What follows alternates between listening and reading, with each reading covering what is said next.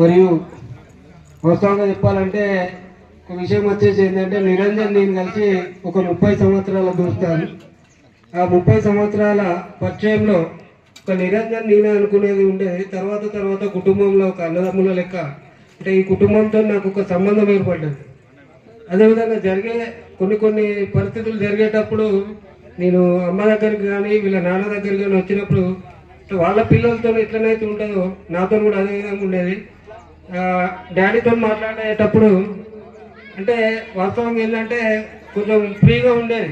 నీకేమైతే daddy మంచిగానే ఉండవు కదా అది ఇది అని చెప్పేటప్పుడు కొంచెం సంతోషంగా అవ్వబడేది. అట్లాంటి పరిస్థితులల్లో అంటే వాస్తవంగా అతను యాక్టివ్గా ఉండేది, నడుముకు దెబ్బ దాకపోయేది ఉంటే బాగుండేదేమో కావచ్చు. కానీ ఇలా జరగడం చాలా బాధాకరమైన విషయం.